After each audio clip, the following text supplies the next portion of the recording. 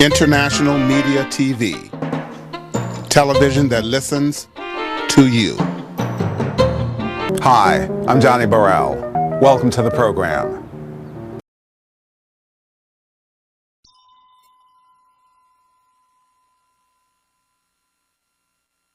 Now tonight, we are thrilled to welcome Yaa Gyasi. I didn't ruin that too badly, I hope. Gyasi. She was born in Ghana in West Africa. She moved to Huntsville, Alabama as a young girl. Went to Stanford where she got her BA in English, then on to the Iowa Writers Workshop for her MFA. Now she lives, like all great writers, in Oakland. So. Her debut novel, which many of you are clutching, I see, is Homegoing. You don't need me to tell you much about it. I think you know a lot about it. You're going to hear all about it. It's won great praise. It's a smash success. And as I say, she now lives in Oakland, as does the man who shares the stage with her tonight, Aaron Beatty. Aaron has a PhD in African literature from Cal. He writes a blog and also tweets under the name Zungu Zungu. For anyone who's spent time in East Africa, you'll know what that means. And now he too lives in Oakland, where he works at Diesel Books. He's an editor at the New Inquiry. I'm going to put this mic down, and while I do, please welcome Yaa Gyasi and Aaron Beatty.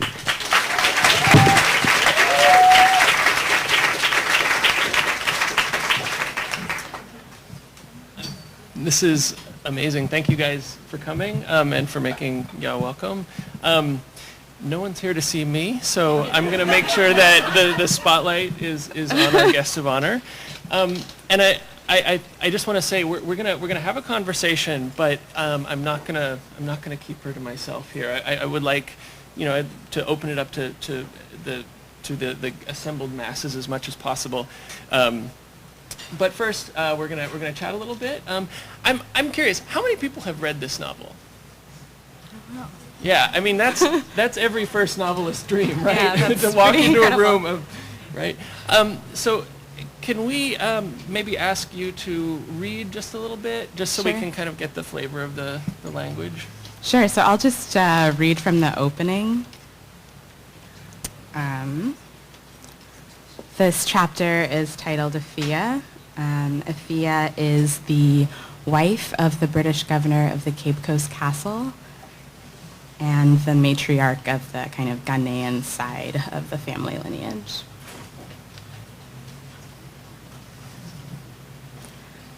The night Afiya Otra was born, into the musky heat of Fanti land, a fire raged through the woods just outside her father's compound. It moved quickly, tearing a path for days. It lived off the air. It slept in caves and hidden trees. It burned up and through, unconcerned with what wreckage it left behind, until it reached an Ashanti village. There, it disappeared, becoming one with the night. Afiya's father, Kobi Otre, left his first wife Baba with the new baby so that he might survey the damage to his yams, that most precious crop known far and wide to sustain families. Kobi had lost 7 yams, and he felt each loss as a blow to his own family. He knew then that the memory of the fire that burned then fled would haunt him, his children, and his children's children for as long as the line continued. When he came back into Baba's hut to find Afiya, the child of the night's fire, shrieking into the air, he looked at his wife and said, "We will never again speak of what happened today." The villagers began to say that the baby was born of the fire, that this was the reason Baba had no milk. Afiya was nursed by Kobi's second wife, who had just given birth to a son 3 months before. Afiya would not latch on, and when she did, her sharp gums would tear at the flesh around the woman's nipples until she became afraid to feed the baby. Because of this, Afiya grew thinner, skin on small bird-like bones with a large black hole of a mouth that expelled a hungry cry which could be heard throughout the village even on the days Baba did her best to smother it, covering the baby's lips with the rough palm of her left hand. "Love her," Kobi commanded, as though love were as simple an act as lifting food up from an iron plate and past one's lips.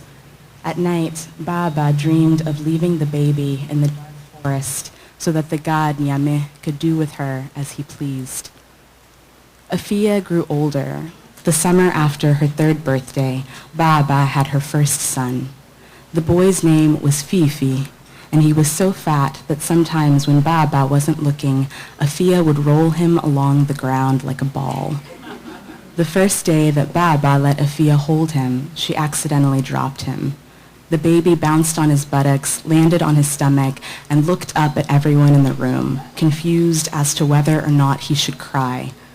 He decided against it, but Baba, who had been stirring benku, lifted her stirring stick and beat Afiya across her bare back.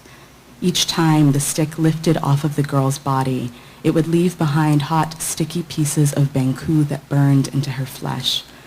By the time Baba had finished, Afiya was covered with sores, screaming and crying.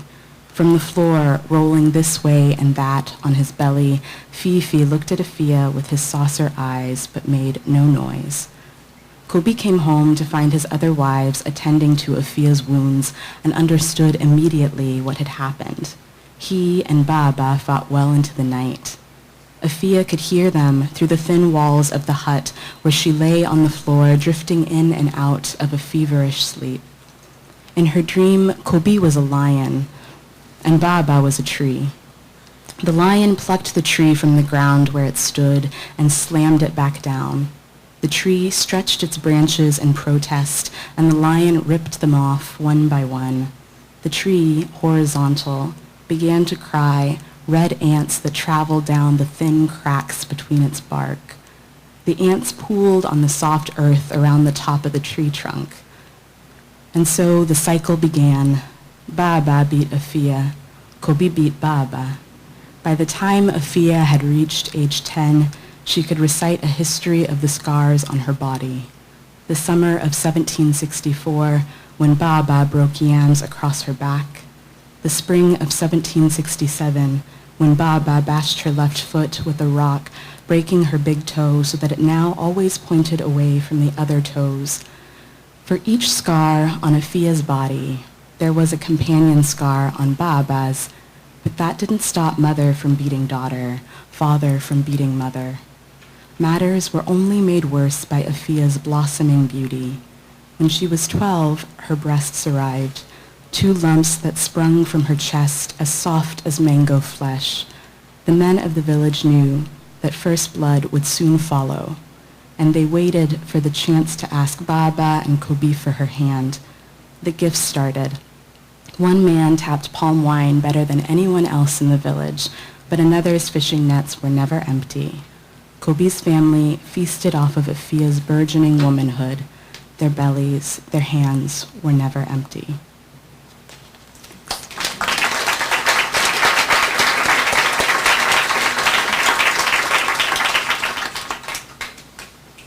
So, I want to start by asking you, can you tell me about the line, we will never again speak of what happened today?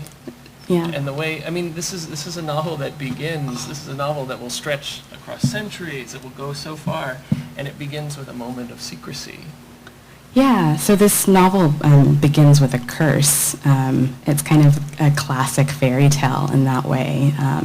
This father who kind of prophesies this curse over the 7 yams, kind of representing the 7 generations of this family. And so I wanted to play off of that idea that these curses and secrets kind of worked to open out and create this family lineage. So, you're starting off on a bad foot, I guess.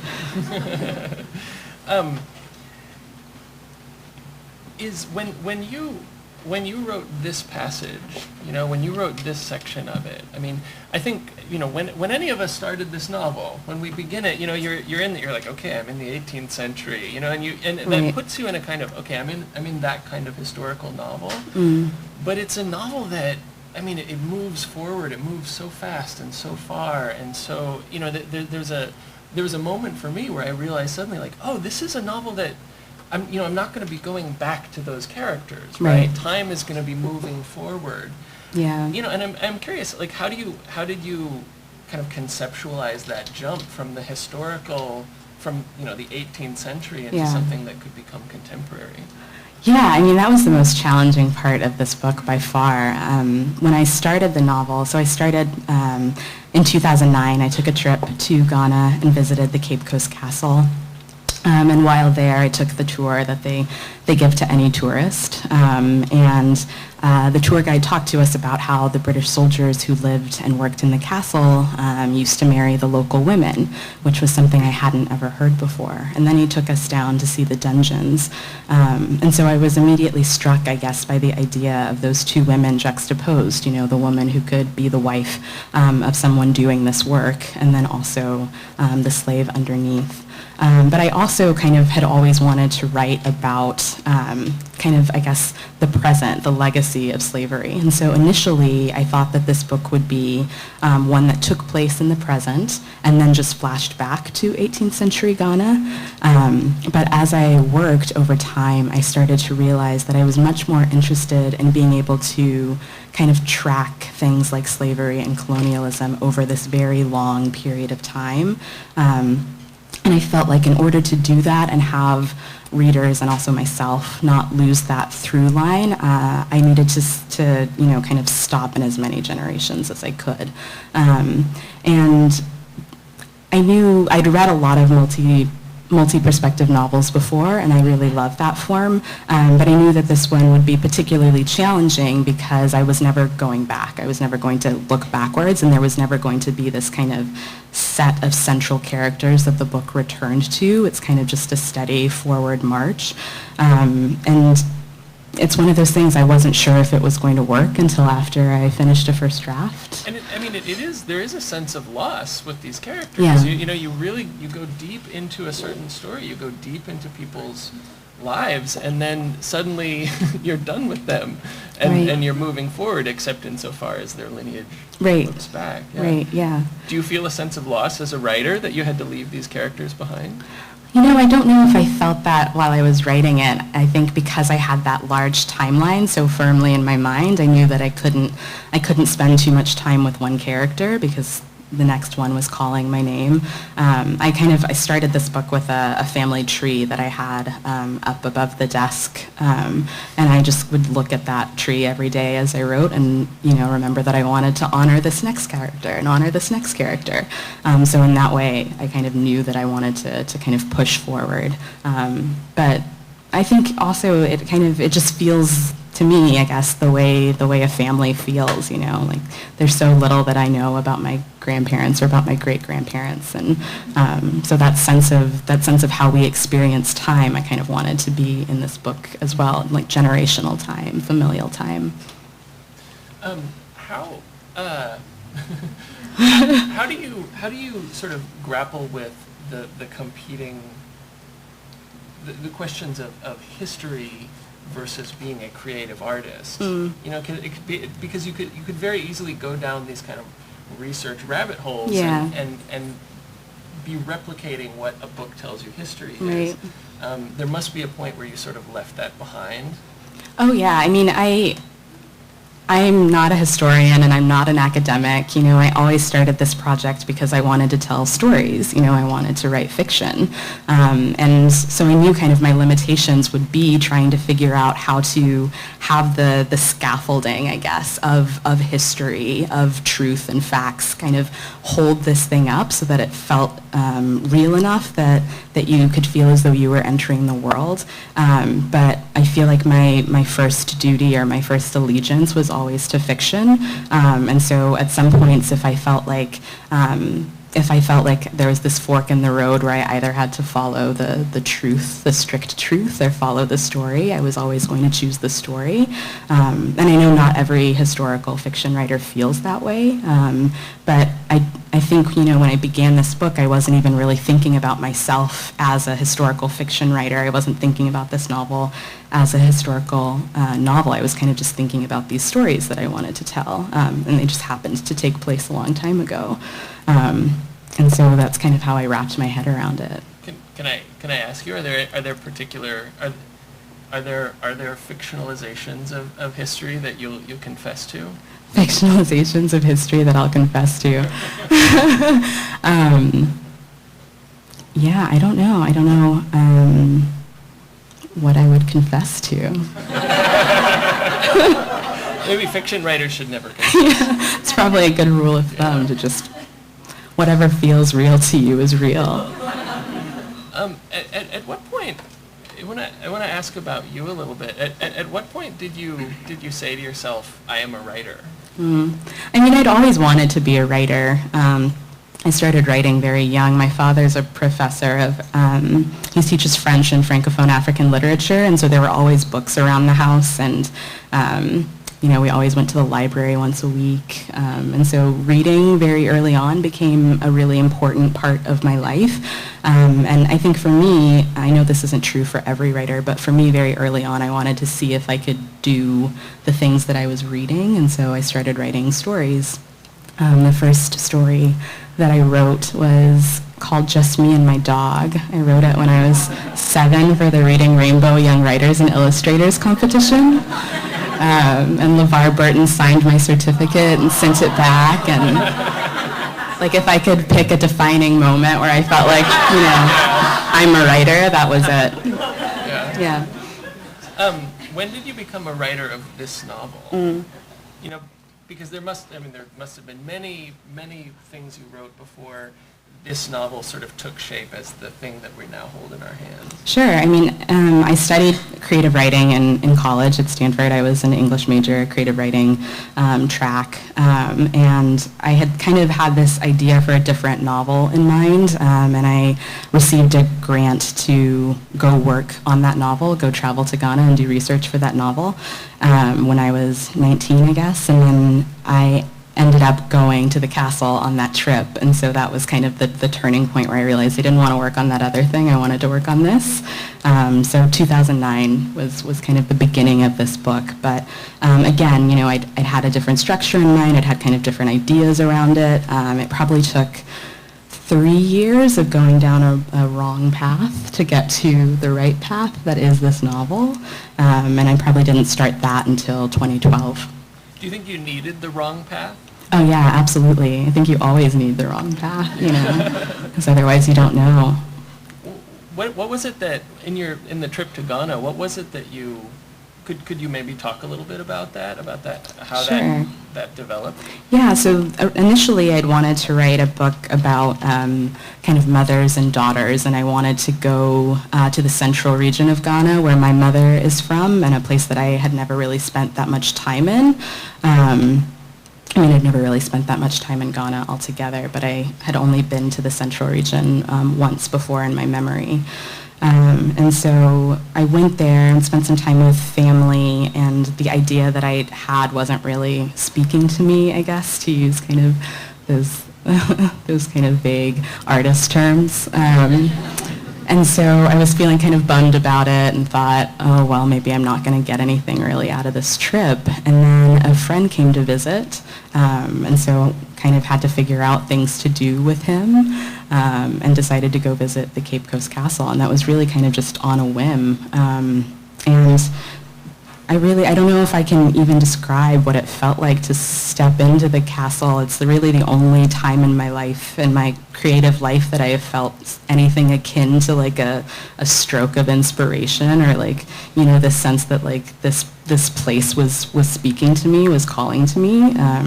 But I think anyone who steps into that space probably feels some sense of haunting, I guess. And I felt like it was what I wanted to write about. I hadn't known it until I was there, but I knew at that moment that it was what I wanted to write about.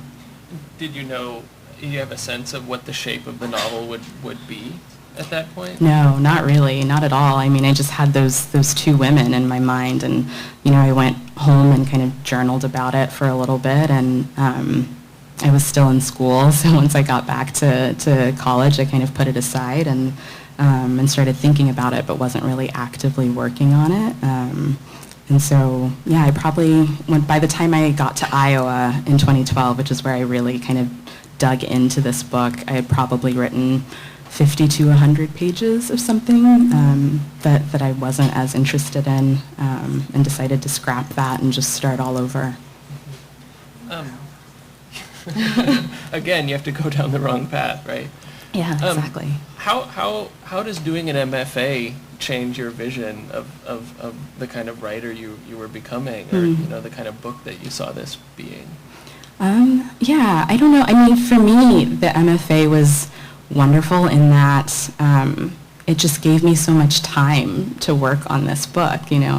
I was living in Iowa City. There's not much else to do there, and I think if you're a certain kind of person, like that kind of solitude and space and time can be really helpful to you, and other people's it's really stifling, and they don't get much work done. But for me, it was great in that way. But I'd already, I was in a poetry group in college. I had already kind of been used to sharing my work with other people and getting feedback. So that aspect of it wasn't entirely new, but I did meet some really great readers who kind of helped me figure out what I wanted this book to be and how to shape it and how to think about it, and that was invaluable. I want to ask you more specifically about the book now. One of the things that I think is, just to my confession to reading this book, is that on the one hand, there's this feeling of, you're constantly leaving people behind, you're constantly moving forward. There's all of these incredibly poignant, people in this book go through so much, right? And you feel so close to them, and you feel so much with them, and then you leave them behind, and that is devastating.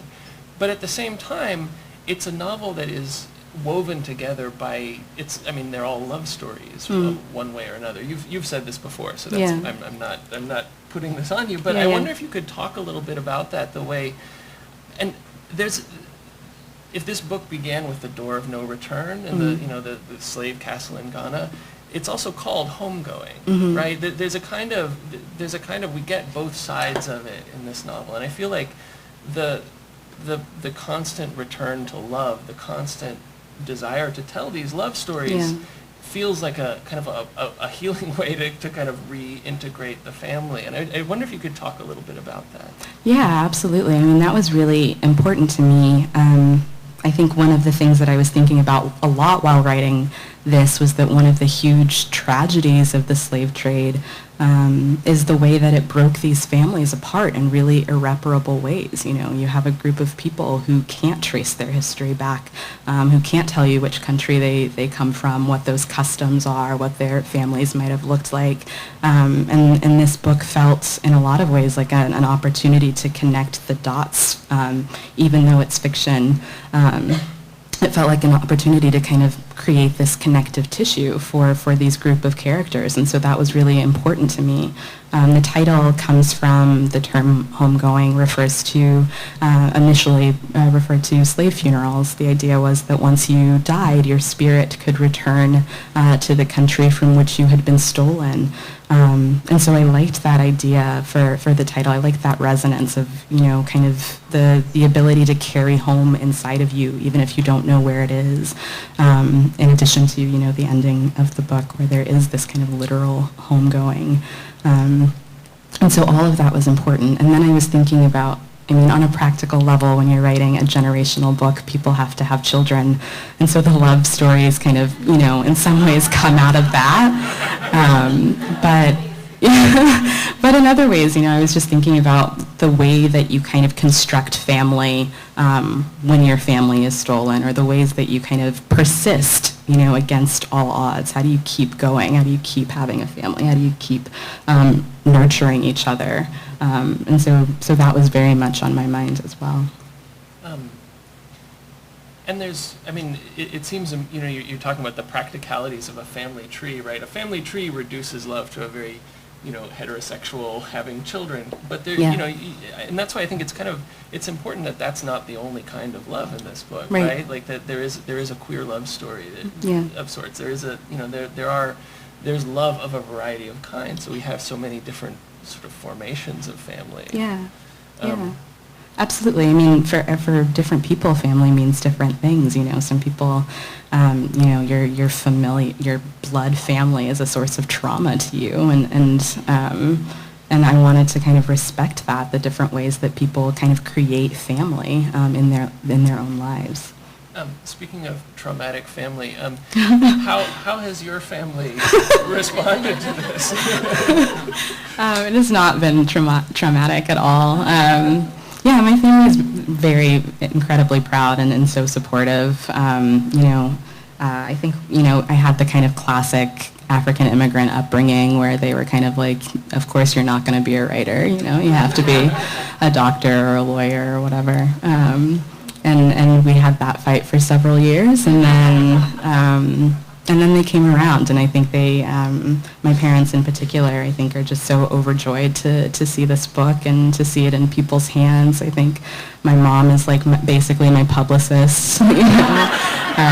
It's been really fabulous. Do you feel that I've asked you questions about the book, and I've asked you questions about you.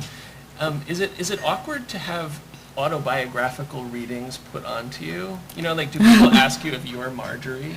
Yeah, I mean, people ask me all the time if I'm Marjorie. I think I didn't do any research into my own family history in order to write this book, because I felt very strongly that I didn't want to feel beholden to that story, to anything that I might find out in that way. I kind of wanted to leave my family out of it. Marjorie and Marcus, I think, are the two characters that I feel a certain kinship to, who kind of represent a lot of my thoughts and my feelings, and also my reasons for writing this book, though I am not Marjorie and I am not Marcus. Marjorie, I think, shares the most of my biographical information. She grows up in Alabama to Ghanaian parents, but she, unlike me, has a really strong relationship to Ghana, in that she went back every summer and met her grandmother every summer, and that wasn't true for me. I went to Ghana once when I was 11 with my whole family, and then not again until that trip when I was 20. And so I think there are a lot of different ways that she kind of branches off and becomes her own person. But I understand the desire to read into it that way. Do you feel like this novel is a homegoing for you? Oh yeah, I mean, this novel was really, I think, on a personal level, it was just kind of a way for me to think about identity and all of these questions that I had always had about home. I mean, I moved around a lot when I was a child, not even just having left Ghana at age 2, but when we got to America, we lived in Ohio, Illinois, Tennessee, Alabama. I was kind of constantly uprooted and constantly having to start over and think about place again and think about how to make friends again. And those kinds of things, I think, are a part of this book, the idea of identity, I guess, and kind of thinking about ethnic identity, thinking about racial identity, thinking about place, all of those questions, really every question that I had from age 19 to age 26 are in this book. Do you get the comparison to Roots? Yeah, especially in the beginning, like earlier when this book had just come out, and the new Roots miniseries had just come out too, so I think it was very much on people's minds. I have to admit, I still haven't read Roots, and I still haven't seen the miniseries. Initially, when I started this book, I kind of knew that I would get those comparisons, and so I didn't read it intentionally, because I didn't want to feel like I had to be in conversation with it, or kind of change what I wanted to do in order to feel as though I was speaking to it. Though now I'm totally open to watching it and reading it. I promised that I would not monopolize your time. I would like to to get the microphone out into the audience for questions. We have a microphone. Who would like to ask a question? Hold on, let me just come back. I'm supposed to hold it. Supposed to be the mistress of the microphone. All hail. You're good. All right. I'm not, this is not a very deep question, but like Aaron, I got very attached to the characters and got pretty sad when I realized I was never going to meet up with them again. Are you planning any further books that might involve these characters so we can find out what happened to Anna and all these other people? No. Short answer, no. DVD extras. I haven't really thought about continuing any of the stories in any way, though I should say also I'm not opposed to it, I guess, if I started to feel like I was being pulled in that direction creatively, I certainly would explore it, but for me, for now, it feels finished. There's fan fiction. You can write your own.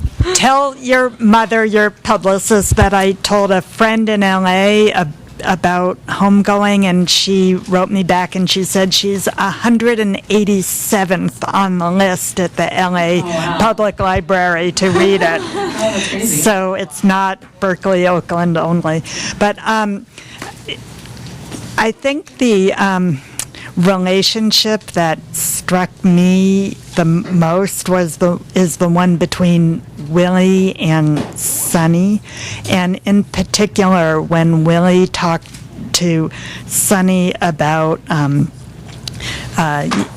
Sonny, you think you're so great or have done so much because you've engaged in civil rights marches, but you don't know about the great march, the great migration that I took with you. And, how did you get so wise at such a young age? I mean, it doesn't take a diaspora to not know our relatives, but it's very wise. For the people who can't hear, she was asking, how is she so wise for her age? It was specifically with regard to the relationship between Sonny and Willie, and the kind of the wisdom that is imparted in that scene. So please tell us how you got so wise. I wish I had, just a list of secrets that I could share. I don't know. I just thought about these people for a very long time and wanted to represent them fully. Maybe a scene like that, I mean, one of the things in that chapter is so short, and it is this thing that it encapsulates an entire relationship between a mother and son, and this, and then it crystallizes in like that one moment.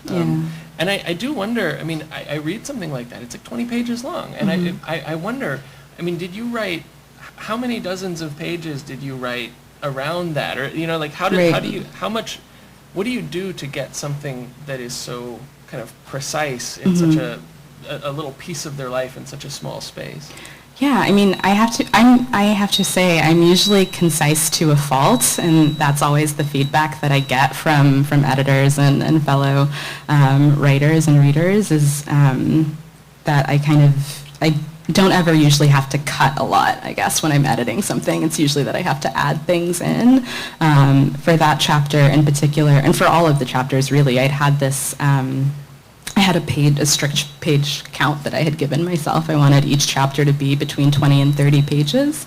And so I kind of just worked towards that, and once I felt like one of the chapters had been finished, I would move on to the next one, and then when I was doing the second draft is when I started to rewrite each one. So if I noticed that something wasn't filled in, didn't feel, kind of fleshed out enough, that's when I would kind of go back and do it. But I didn't have a sense of each chapter as I went along. I kind of allowed it to be really exploratory in the first draft and just let the story come as it did. My question is, in the beginning, you talked about the role of the Ghanaians in the African slave trade. And I thought your writing of that, your storytelling, was really good about that. But also you went on to talk about the next generation who refused to participate and ran away. And I thought that was really excellent. And then also later you talked about how the slave trade was ending and how people understood that. And I was really impressed by that. Can you sort of explain a little bit about your thoughts or research on that? So I started researching using a book called The Door of No Return by William St. Clair. And it's this great work of nonfiction that kind of takes you through the Cape Coast Castle in and around the time that I would have been writing about. And so it helped me kind of think about what the day-to-day lives of the people working might have been. And then that led me to a book called The Fanti and the Transatlantic Slave Trade by Rebecca Shumway. And that was really good for kind of getting to the Ghanaian role, which was something that I hadn't really read very much about and wasn't sure I knew how to kind of enter the mind of. But I knew really after that day in the Cape Coast Castle that I wanted to talk about Ghanaian roles, Gold Coast participation in the slave trade. I wanted to kind of open this narrative out to include, I guess, a part of the story that I hadn't really grown up learning that much about and didn't really know that much about. And when I started writing this project, I had asked my parents if they kind of learned this stuff in school, and they said no. And so I felt like there was a space that needed to be filled, and I wanted to kind of do as much reading as I could around what it might have been like, and then see if I could kind of enter it imaginatively. You mentioned that you went down kind of the wrong path for 3 years, and with a book that has such a huge scope, I'm curious, I guess, what the revision process was like for you, but really specifically, how did you know you were done, and was there a lot of thinking you were done and then actually going back and changing things again and giving it another go around? Yeah, so I finished a first draft probably in 2014, and then I had been giving it, I have a reader, a friend from Stanford who has read all of my work since I was 18, and so I just was sending her chapters as I finished it and waiting to hear back from her.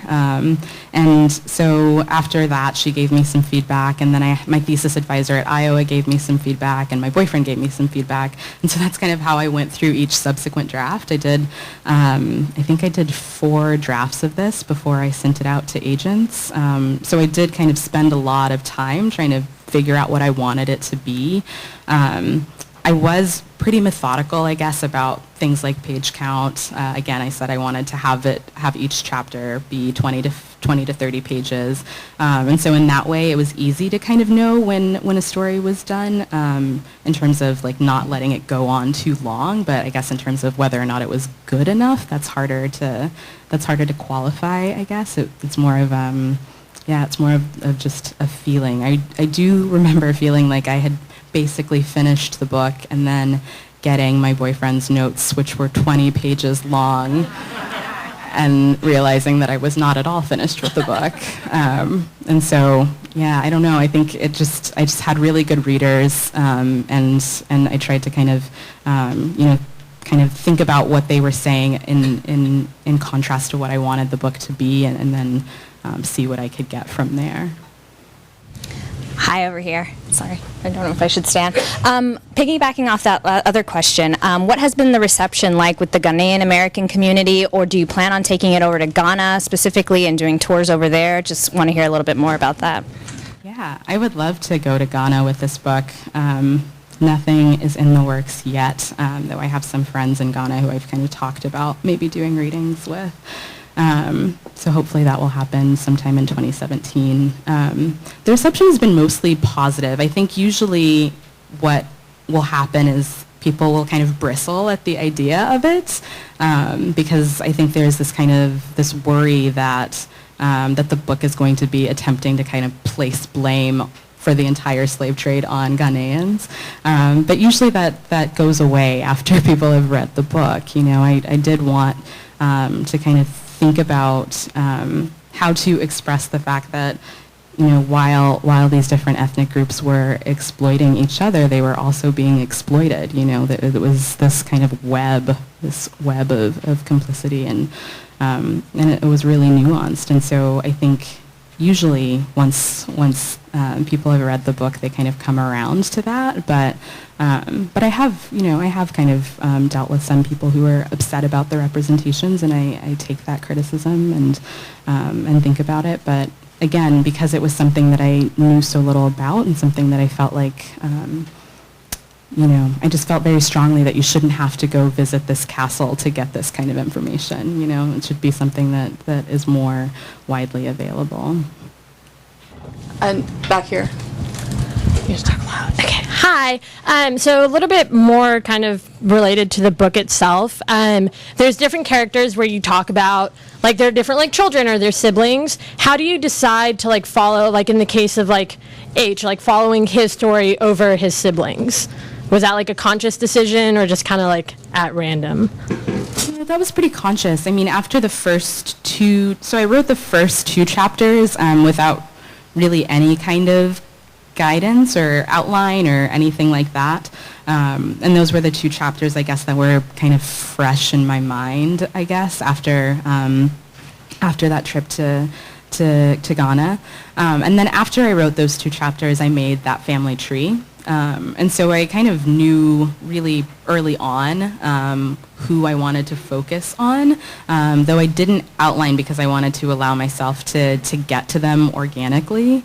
But for a character like H, he was already on the outline. I already knew that I was going to get to him. I just didn't know what his parents' story was yet, so I didn't know who he was yet in those kinds of terms. I felt pretty strongly that in order to write this book, and just thinking, I guess, again, in terms of the way that I think about family, like, if my parents hadn't moved to America, like, who would I be? Those were the kinds of questions that I was kind of constantly asking myself, and so I wanted to leave room in this book for the parents to make these choices that would affect the children's lives, and so I felt pretty strongly that I shouldn't outline, but that family tree was very important to me, and kind of allowing me to I guess, focus my attention a little bit more. We have another question in the back. Just talk really loud. Okay. Thank you very much for writing the book and for coming here tonight.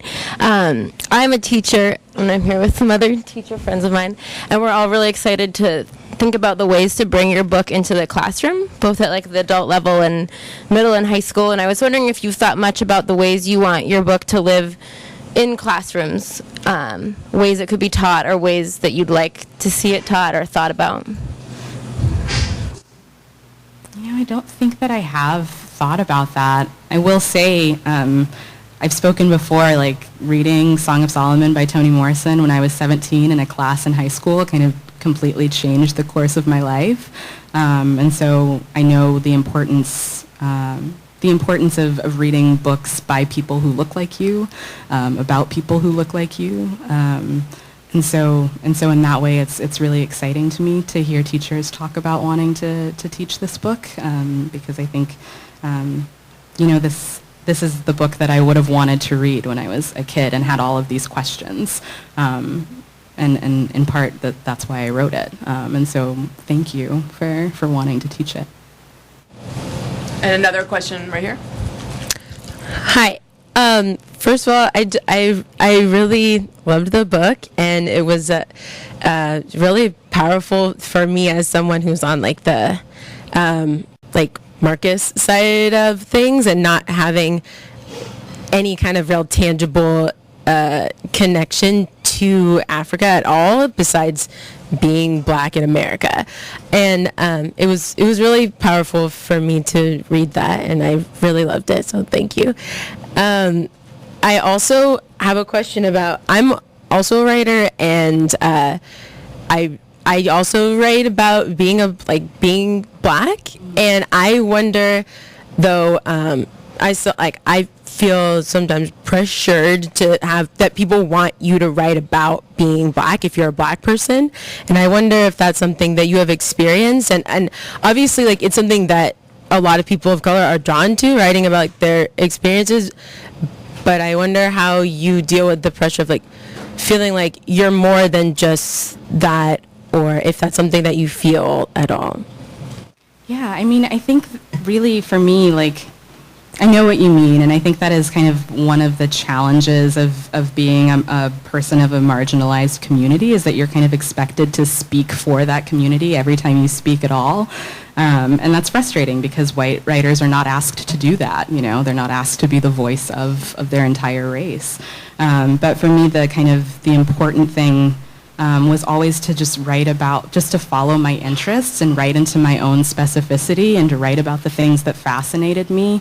And if that happened to also align with writing about things that were kind of relevant today in terms of race, then that's great. But if it doesn't, then that's okay too. I think the best thing you can ever do for yourself as a writer is to follow your own voice and follow the things that you're interested in and let that kind of guide you. But I know that can sometimes feel really hard. Yeah. Okay, one more right here. Thanks for the book. It was awesome. I loved the stone necklace. I was just like following an author of the book, and just wondered if that was something in your own personal life that you came up with, that idea of the stone. No, actually, the stone was not even in the first draft of this book. That kind of came in later. One of my readers, my thesis advisor, Sam Chang at Iowa, was like, it would be nice to have a kind of physical thing that we could follow to kind of hold these chapters together. And so I thought about it for a while and then kind of entered that. And sometimes in the beginning it was like in too many of the chapters and it was too much. And then I kind of played with pulling that out a little bit. But no, it's not something that I have. I don't have a stone necklace. Right back here. I'm buried in the crowd, so you can't really see me here.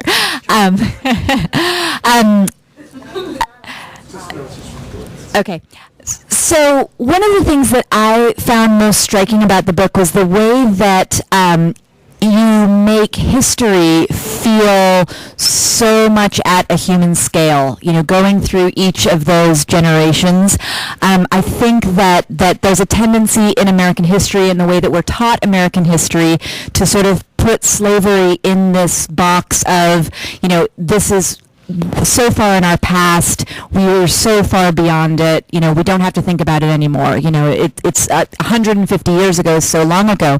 But the way that you break it down into, you know, this passage of from one generation to another, and you realize that this is somebody's great-grandmother that you're talking about, or this is somebody's, you know, grandmother's experience, and you're able to really feel that viscerally in terms of your own personal experience. I mean, I really felt that was the most powerful part of the book for me. And I'm curious about, you know, this idea of making every chapter just follow sort of generationally one person through another, and structurally how that worked out so well. You know, was that something that you were thinking about from the beginning, or was it, you know, was it sort of a happy accident that it came together that way? Yeah, I guess it wasn't a happy accident, but but I wasn't thinking about it really in the beginning. I think, as I said before, like in the beginning, I had this more traditional structure. I'd wanted something in the present that flashed back, and then because I wanted to talk about a family, I was thinking about generations. But I think you're right that sometimes we have the tendency, or at least I have often heard people say things like slavery happened 1 million years ago, why does it matter at all today? And it was important to me that this book made it crystal clear why it matters today, and how close it really is, you know, how near it really is. I think, you know, when you think about things in terms of family members or in terms of generations of your own family, you realize, you know, I've said before in interviews, my dad was born in 1957, which is the year that Ghana gained its independence. And so Ghana is only ever as old as my father, you know. If you think about things that way, you realize how close and how small everything really is. And so I wanted this book to kind of to represent that in a tangible way. I have a loud voice, so I don't. Well, I know we need to for recording. Okay, so I forgot about the recording. So you can't see me either, and I haven't read the whole book, but I just have one quick comment and then a follow-on question. The comment was, I just want to thank you for the family tree thing, because whenever I sit down to read your book, I thumb mark the tree, and then I read the chapter, and I have to keep going back and imagining the people. I mean, it's a funny effect on me, right? I remember the people that led to this person that I'm reading about now, and it's I don't know if you meant that to happen, but that's what it did for me. But the follow-on question was really that there are little flashbacks, and those little flashbacks for me are instrumental, because otherwise your family tree wouldn't work as well for me, and I think I would miss a part of the character I'm reading about. And I'm just wondering, were those flashbacks something that you wrote in on kind of your first draft, or did you have to go back and build them back in? I think many of them were written in the first draft. I was thinking again about how we think about family ourselves, and I think perhaps because I didn't grow up with my family. I only grew up with my immediate family, my parents and my brothers. It really mattered to me a lot to get a story about my grandparents, and I would remember that story and I would think about them.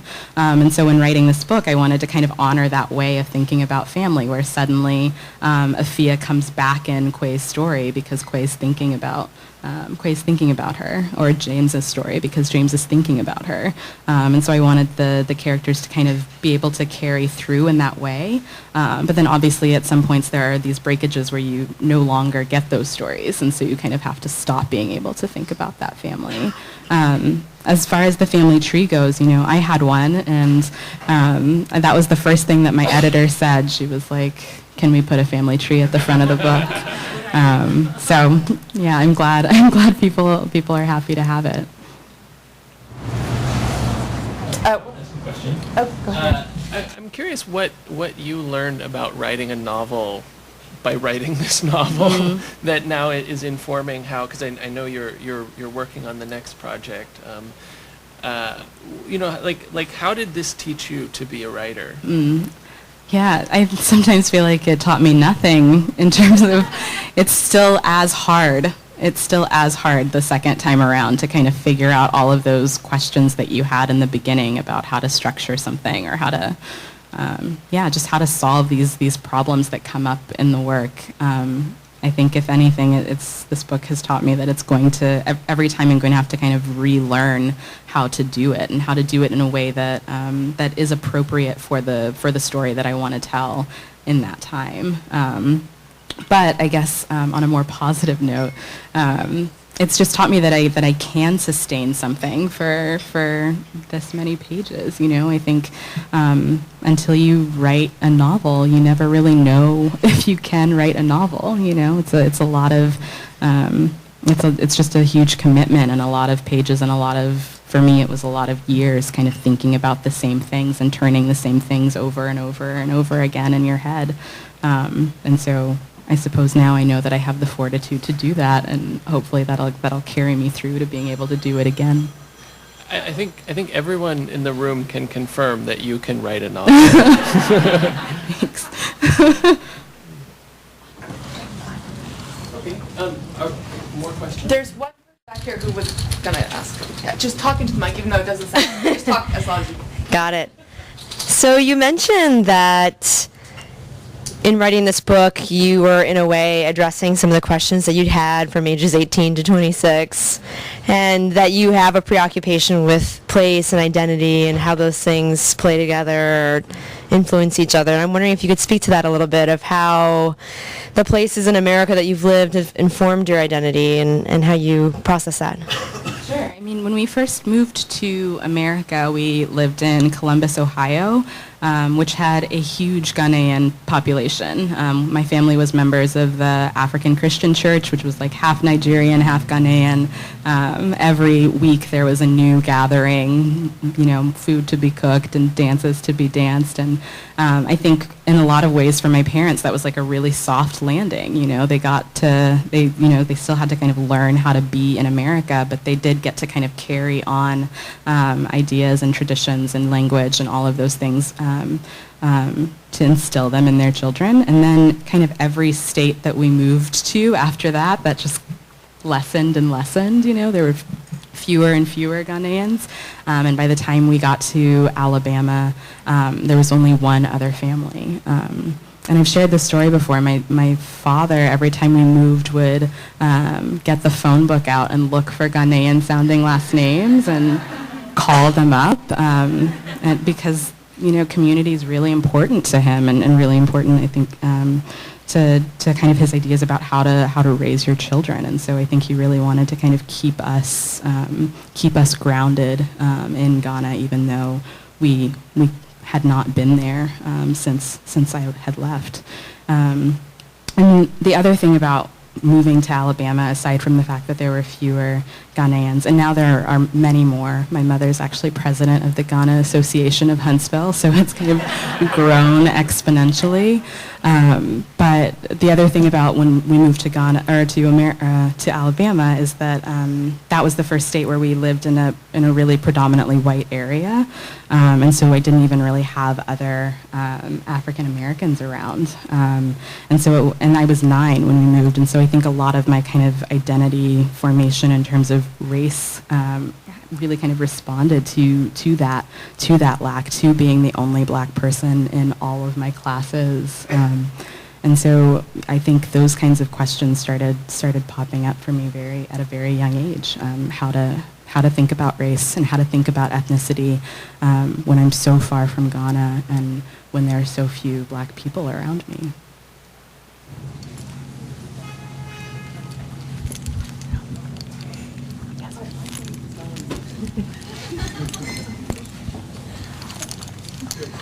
Oh, one more. Okay. I'm totally a repeat offender, and actually what I was going to say is, like, I didn't want to be that person who made a comment before their question, but then I realized that that's okay. And to address the woman in the back about teaching the stories, I'm a Kenyan American, and I didn't have a lot of immigrant narratives that touched on, like, the Caribbean or Africa. I had to read a lot of Latinx literature and Asian American literature, and so there's this been explosion in the past couple of years, and I'm in my 30s now, and it's been so reaffirming and life affirming, and you're holding up a mirror to myself, and I don't want to cry, but it's like Americana and Ghana must go, and we need new names, and what you're doing for us is just amazing. So I just wanted to say that. I'm done.